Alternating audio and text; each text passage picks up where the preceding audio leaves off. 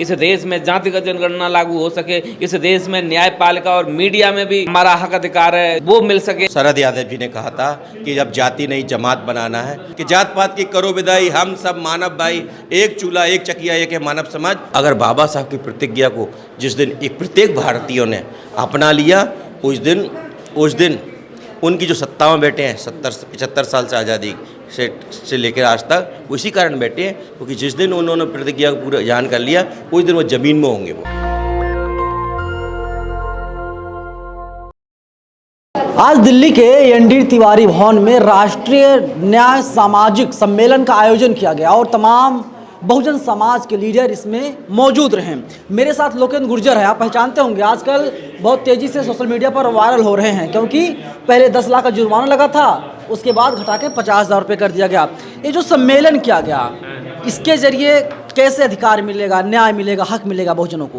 देखिए क्या होता है कि अभी इस देश में बहुत संगठन, बहुत सामाजिक संगठन अपने अपने क्षेत्र में सब जगह काम कर रहे हैं। ये एक सामाजिक न्याय सम्मेलन में सभी संगठनों को बुलाया गया, सबके विजन जाने गए कि सब लोग चाहते क्या है, सब लोग मिलकर काम करें। उसके अलावा दूसरे सेशन में पार्टियों के भी नेताओं को बुलाया गया, उन्होंने अपनी पार्टियों की विचारधाराओं के बारे में रखे कि नहीं हमारी पार्टी क्या कर रही है, हमारी पार्टी क्या कर रही है। तो ये एक ऐसा जैसे आप कह सकते हो कि गोलमेज सम्मेलन टाइप का सम्मेलन है। इसमें हम लोगों ने संगठनों के हिसाब से जो प्रदेश में काम कर रहे हैं उनसे हमने आइडिया शेयर करे कि हमारे आइडिया को कौन अच्छे से पिकअप कर सकता है, उनके आइडिया को हम कैसे कर सकते हैं, और हम सब एक साथ होकर इस देश में एक नई ताकत पिछड़ा वर्ग की, पिछड़ों की कैसे बना सकते हैं, जिससे इस देश में जातिगत जनगणना लागू हो सके, इस देश में न्यायपालिका और मीडिया में भी जो हमारा हक अधिकार है, जो हमारा जो हमें जो मिलना चाहिए वो मिल सके, इस देश में हमारी जो कईयों सालों से जो बैकलॉग खाली पड़ी है वो मिल सके, इस देश में हमारे लोग भी विधानसभा लोकसभा कैसे पहुँचें 2024 में, पिछड़ा वर्ग की बात करने वाली की सरकार कैसे बने, सब विषयों पर चर्चा होगी। तो लेकिन क्या पूरे बहुजन समाज की बात की जा रही है यहाँ पे? जी बिल्कुल बिल्कुल पूरे। लेकिन उसमें भी तमाम जातियाँ हैं। सर मैं आपसे जानना चाहूँगा, तमाम जातियाँ बहुजन समाज में, कैटेगरी के साथ साथ जातियाँ भी हैं, तो कैसे जो बंधन है वो बंधन टूटेगा कैसे, क्या रास्ता दिखाई दे रहा है? जिस प्रकार से मानवर शरद यादव जी ने कहा था कि जब जाति नहीं जमात बनाना है, उसी काम को लेकर ऐसा जो राष्ट्रीय सामाजिक न्याय जो महागठबंधन जो ओबीसी और SC/ST का जो संगठनों का एक समूह बनाया हुआ है, उसके तहत हम इस अभियान को हम लोग चला रहे हैं और निश्चित ही इसमें हम लोग सफल होंगे क्योंकि ये अब जो सब कुछ जो वर्ण व्यवस्था के अनुसार जो शूद्र कंसेप्ट है, हम उसी कंसेप्ट के आधार पे हम लोग उस काम को करेंगे। और जहाँ तक की बात है कि एकता की, देखिए निश्चित ही पहले हम लोग दूरियां बनी हुई थी SC/ST OBC में, जो साहब के बाद कांसीराम साहब के बाद अब दोबारा फिर वो दौर आने वाला है और हम लोग उस काम को कर रहे हैं।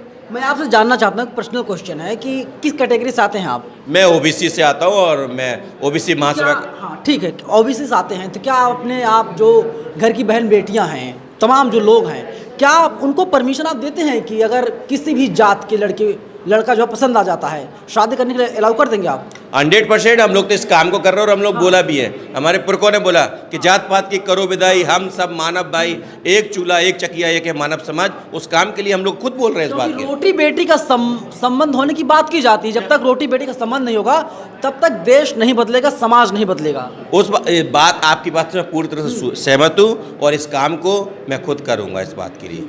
आप लोकेंद्र भाई? जी बिल्कुल, आने दो समय, एक नया परिवर्तन, जब तक रोटी बेटी का व्यवहार नहीं होगा तब तक ये सब चीज़ें खत्म नहीं होंगी। लेकिन हमारे देश में जो जातियां हैं ना, जातियां इस तरीके से फैली हुई हैं कि हर एक जात का व्यक्ति अपने से नीची जात खोज लेता है और कहता है तुम नीचे हो, तुम नीच जात के हो, मैं बहुत ऊंची जात का हूँ।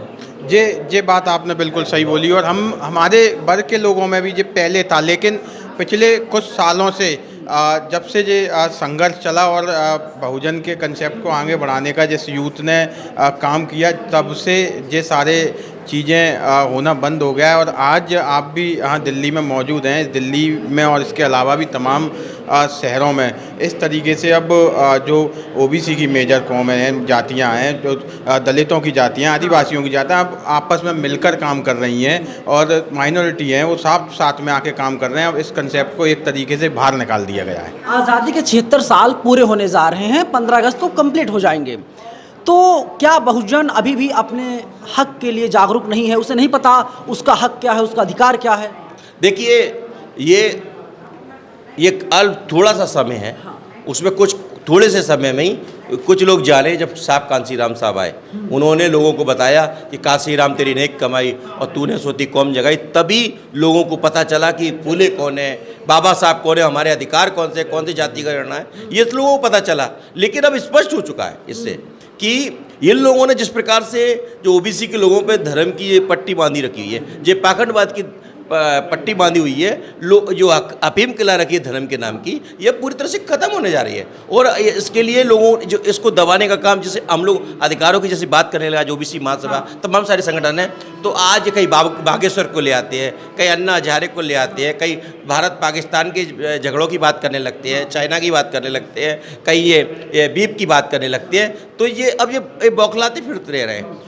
तो आज स्पष्ट हो चुका है कि अब जिस प्रकार से चेतना आती जा रही है, तो ये है ना धर्म और पाखंडवाद को ज़्यादा हावी कर रहे हैं। आपने देखा कई त्योहार इनके बनते जा रहे हैं, तो ऐसा बड़ा आज तक नहीं बने, इतने सेलिब्रिटी नहीं हो रहे, क्योंकि अब लोग पिछड़े, दलित, आदिवासी अपने अधिकारों के लिए मांग कर रहे हैं और अपने अधिकार के लेने के लिए पूरी तरह से अभियान चला रहे हैं। तो इसके कारण ये लोग डरे हुए हैं अभी भी। आप लोग बाबा साहब को मानने वाले लोग हैं, लेकिन जो 22 प्रतिज्ञाएं थी, क्या आप लोग फॉलो करते हैं? क्या आपको लगता है कि अगर जो व्यक्ति 22 प्रतिज्ञाएं जो है फॉलो नहीं करेगा, वो व्यक्ति आगे नहीं बढ़ पाएगा, उसका समाज आगे नहीं बढ़ पाएगा? जी जी, देखिए, बाबा साहब की जो प्रतिज्ञा है, और निश्चित ही अगर बाबा साहब की प्रतिज्ञा को जो भी, चाहे मैं क्यों ना हूँ, अगर मैं नहीं मानूंगा तो मैं समाज को सही दिशा नहीं दे सकता।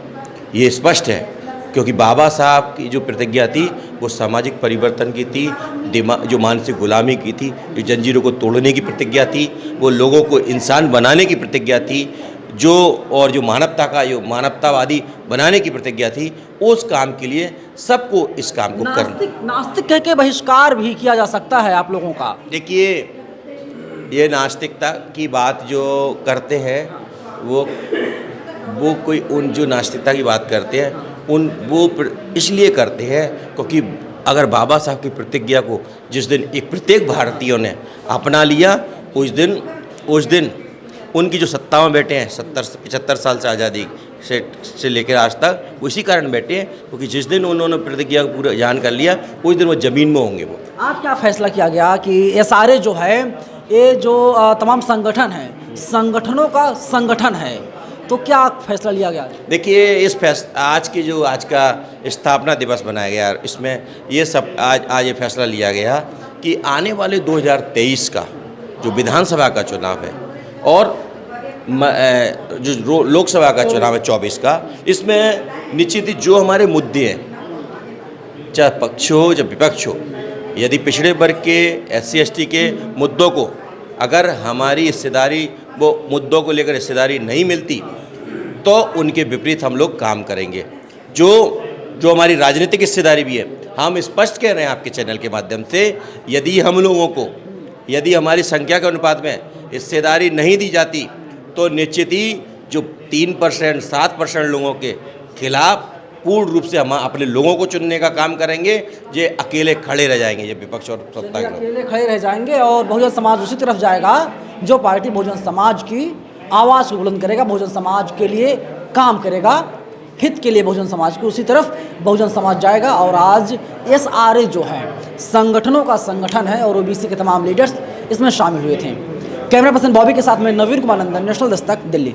नेशनल दस्तक की आपसे गुजारिश है कि अगर इसको बचाना चाहते हैं तो नेशनल दस्तक को सब्सक्राइब करने के लिए रेड कलर के सब्सक्राइब बटन को दबाएं, फिर बेल आइकन की घंटी दबाएं। नेशनल दस्तक को बचाने के लिए बहुत ज़रूरी है कि हर खबर को शेयर करें, लाइक करें, कमेंट जरूर करें।